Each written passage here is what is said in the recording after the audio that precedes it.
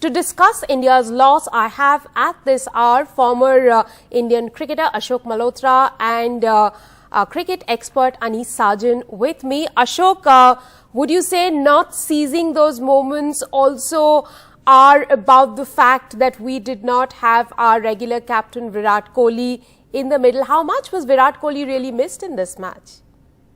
He was definitely missed. The way he captained the side, the way he is in-your-face kind of a captaincy. And when he's around, everybody is really charged up. So definitely he was missed. Not only his captaincy, his batting was also missed because he's almost due for a big score.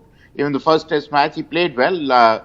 Maybe he didn't get a 50, but he was there. He looked the part. The fact is he is missed because he's a champion player. He's a legendary player for Team India. And definitely his captaincy was also missed because they rally around him and play brilliantly. Anis, let's also hear you on Virat Kohli's absence from this test match. Huge. Rika, I would say we lost this match just because Virat Kohli was not there. It might be an understatement because we have just scored, probably batted 60 overs in the first innings and 60 overs in the second innings. But I'm afraid Rahul's captainship was below par. We've seen the defensive mind of captainship when he leads Punjab. And this, you cannot say that the wicket got easy. That's why, although it was raining today, that the ball was wet and India couldn't defend. You have to have some sort of game awareness, Rika. The forecast for tomorrow is absolute full day of rain. Like it almost rains 70% rain, yes. Okay. You don't play for a draw, but when you have a little bit of game awareness, you are not going to leak 120 runs in a span of probably 45 overs. You need to make sure when you need to block runs, you need to block runs. You can bowl negative.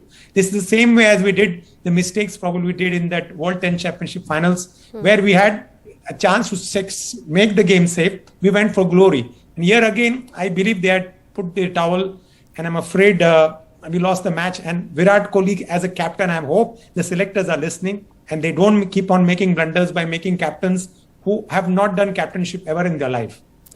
Well, Anis definitely is angry about handing over the test captaincy to KL Rahul, who was unable to get India a win today. But coming back to Ashok, Rahul Dravid made a very interesting point there that they did not have enough score in the first innings, perhaps 60 or 70 more runs, and to have partnerships going. Would you say that was the key difference between the two sides, that South Africa, if we look at their second innings scoreboard, they had partnership going, but India was not able to get those partnerships? I think if you read between lines, probably is a bit disappointed with Chiteshwar Pujara and Ajinkya Rahane not going. They had a partnership of 111, but it's olden times and Rahul's time, Lakshman and Rahul as a partnership 200 plus. So he was expecting a bit more from senior pros. So that definitely that is what he's saying, and he did not say anything. But I think the shot with Rishabh Pant, for me, it is unforgivable. I know there are a lot of people who have different thoughts. They say he plays this kind of a cricket. I don't think so. He's meant to be there to score runs because his wicket keeping compared to Riddhiman Saha and KS Bharat is below par. Despite of his record as a maximum catches and all that. But the fact is, definitely batting was a little bit below par. Because the partnership, once you are in, and this is kind of a wicket. It might be a bit difficult, but once you are in, then you settle down. Then it's very difficult to dislodge you. Right. So that is what he probably meant. Anis, I'm asking you, what level of conversation do you think Rahul Dravid may have had with Rishabh Pant? Do you think he got a rocket from the coach? This is for me, Rika, right? Yes. Yeah, could you repeat the question because I just lost a little bit of internet. I'm asking you, Rahul Dravid said that at times Rishabh Pant need to have a little bit of conversation. What level of conversation do you think the two would have had? Do you think Pant would have had a rocket from the coach? I'm not sure, Rika, but like Ashok Malhotra sir said, that was an unforgivable shot. Like a couple of guys, I heard Sanjay Manjrekar defending him by saying that is his natural game, that's the way he plays. But let us go back to his 200s, which he scored against Australia and against England. He took a lot of balls to get in set. And yesterday was one of those times where we saw the way Rabada was bowling. In fact, he was breathing fire. So at that time, the situation demanded to keep calm and play him out. And India were in a decent position. We had just lost 2 set batsmen. So what was important just to play out the situation. And if India had batted that extra 20 overs, even if Rishabh Pant would have got probably 20 runs, probably 10 overs from him and 10 overs from Vihari, you could have stretched the game. And again, I'm repeating, sometimes game awareness is more important than flamboyance. And I'm afraid Rishabh Pant lost the plot. And by going to say Van Dusen that you don't know what he was talking, I don't know what sort of comment he made. And he got a slap on the face today. He scored 40 runs and Rishabh Pant scored nothing. So let your batting do the talking rather than your mouth do the talking.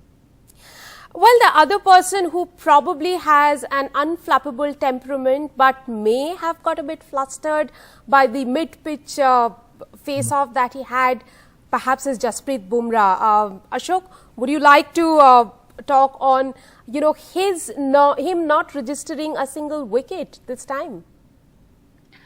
I know, which is shocking, because Shami was, he was holding fort. He was the only one looked like getting a wicket beside Shardul Thakur, who bowled magnificently for his 8 wickets. The surprising part is I've never seen Bumrah lose his cool.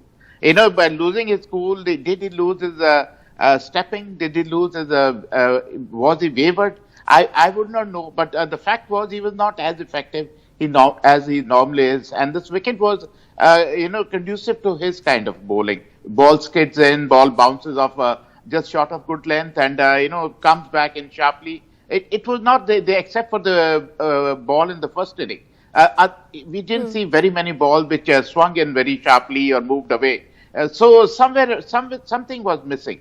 I don't know whether sometimes when you are a regular, you sometimes sit on your laurels. So I'm not being critical of that, but the fact is, every test is a test of you. That is why test cricket is called test cricket, because you can't sit on your laurels. So you have to keep chipping in, and you are as good as your last game. And this game with South Africa's win sets up beautifully for the Cape Town test. The one who wins the test will go on to win the series. India is, of course, waiting for their first win on South African soil in 29 years. Anis, do you see that happening? Difficult to say now, Rika, as much as I would be happy that Virat Kohli will be fit for the test match. But you see, we have won a very important toss. Right. Everything was falling in our place. We had a decent opening start, then we lost Pujara and Rahane on back-to-back balls. Then again, we controlled them through Shardul Thakur. So we had the game in our hands where we had to probably set a target of 280, 290 or probably stretch the game a little longer.